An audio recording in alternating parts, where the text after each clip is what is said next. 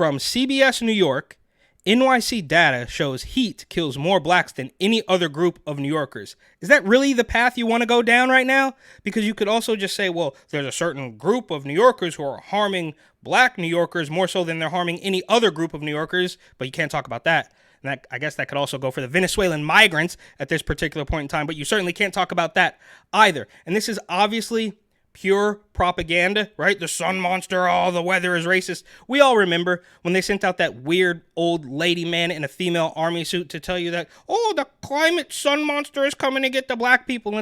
Hello, I'm Admiral Rachel Levine. This Black History Month, I'm pleased to partner with OMH in advancing better health through better understanding for black communities. Climate change is having a disproportionate effect on the physical and mental health of black communities. It's like, why in the world would I believe a man dressed up as a lady past 60 telling me that the air is racist? It doesn't make any sense. We get it. It's hot in Harlem. And I can only assume that the way to remedy this problem is a little bit more money. And that's what they do. They create the problem and sell you the solution. Now, obviously, this is all nonsense, but even if it's real, it's still the problem of New York. Who are you going to blame this on? You're going to blame this on somebody in Texas or Kentucky or Arizona? What are you talking about? It is your problem. But my name's Eric. This channel is called Report and Opine. Please like, comment, share, subscribe, hit the notification bell. I'm absolutely begging you. I'm begging you, please. Come on, please. Because it would help me a lot and cost you nothing. But if you wanted to help me even more and spend a little bit of money, you would buy my book, New York City 2020, Gotham Unglued, on Amazon.com. That link will be in the description. Each summer, he contributes to the deaths of about 350 New Yorkers. City data shows most of those people died at home, and most of them were black. Jesse Mitchell covers Harlem, one of the areas hit the hardest by heat. And she spoke with activists. And they always say that, oh, remember Rona? Oh, the Rona's hitting the black and brown neighborhoods. We have to get the shots into the arms of black and brown people. They even set up a testing facility, a phony testing facility in Flatbush, Brooklyn that I saw with my own two eyes. And they're saying, well, we're going to save the black and brown community, but you have to make an appointment. It's like 2, 3, 4 days out. You have to drive a car. And everybody knows that even if you have a car, you get a parking spot, you don't leave to go get a Rona test. Crazy? What are you doing? Hey! Hey! You're stealing my space! George, wait, you don't know who this guy is? People kill for a parking space in this city. No. He's not getting away No, with this. George!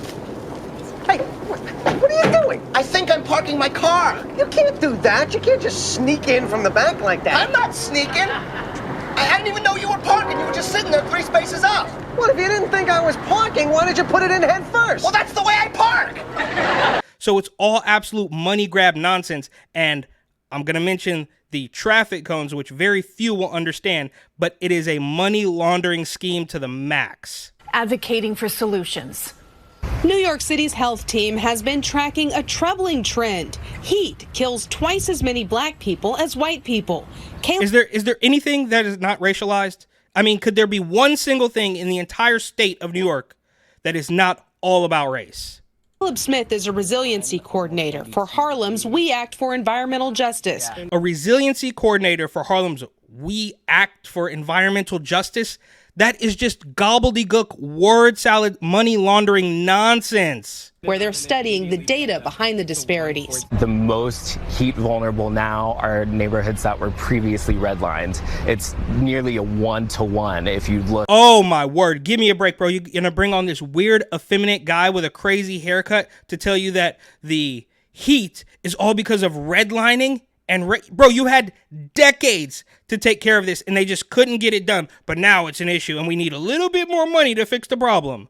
Look at the maps and overlay them. We Act worked with the city to develop the Heat Vulnerability Index, which indicates the correlation between tree coverage and temperatures, as well as access to. And that chart, I believe, go back just a couple seconds. That chart, where is it?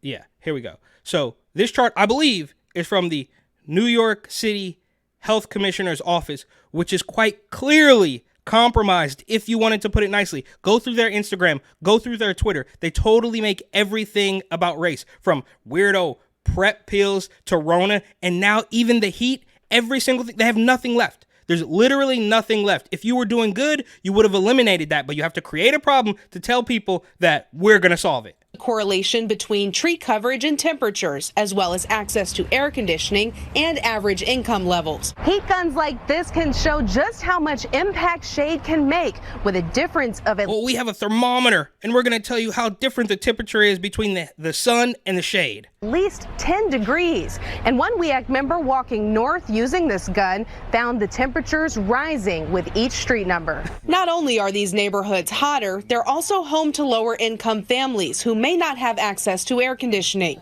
and relief remains out of reach. Under the sun. Well, you know what? I guess what we should do is just make everything equal, right? That's what we want. Equity, equality, whatever the hell they're constantly talking about, is that we should just give people more money. I mean, are we pretending that everything else in New York City is absolutely perfect? You guys got crime, rats. I mean, cost of living is through the roof. Bro, I spent $12.50 on a bacon, egg, and cheese and a coffee one day, which is absolutely insane. And I get it. I was on West 4th in Manhattan. It's like a weird touristy area. But everything else is collapsing. And you're telling us that it's just too hot? Versus the shade, 107 degrees Fahrenheit. And then I'm just going to point it here in the shade, 86. So that's a huge difference. Smith hopes to see solutions like water features and cooling centers available outside of citywide designated heat waves. The importance of these stations. Look at this guy. Oh, a Mets rainbow fan, right? You cannot convince me that this isn't pure propaganda. They got this old guy who is, pretending to be a Mets fan, even though he's all the way up in Harlem, right? Where you clearly should be a Yankees fan, if anything, but it doesn't matter because it's a rainbow fan.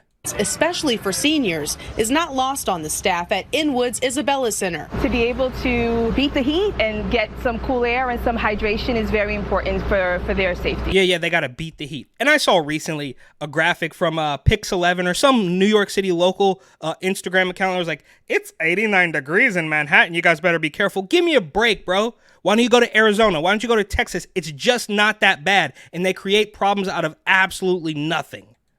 The activists are aiming for the activation of cooling centers below the 90-degree threshold. Now it's a matter of making policy decisions that will help remedy that need. Yeah, it's a matter of policy decisions. Well, okay, you're going to create a law, right? We're just seeing in the news, recently about how they want to mandate air conditioners for every single unit, even though, they're squeezing the landlords dry, and I'm not here to protect and pretend that every landlord is on the level. They're all scumbags. It is a corruption race to the bottom, but what are you going to do, right? You're going to squeeze people out left and right, and then they're going to be dependent on the government, and then they're going to say, well, this government housing is no good. With WEAC's advocacy, City Council is in the process of passing a proposal to ensure all apartments have air conditioning as well as heat. In Uptown, Tessie Mitchell, CBS News, New York. WEACT will be starting a series of free environmental justice classes for community members at CUNY on 125th Street every Monday evening, September 9th through December 16th. Jesse is our reporter covering. Yeah, okay, bro. Environmental justice. The word salad is just never ending. And clearly, they are grasping at straws to save their life and create a problem so that they can charge you more money just to live there, just to breathe the air, and tell you that they're going to fix the problem.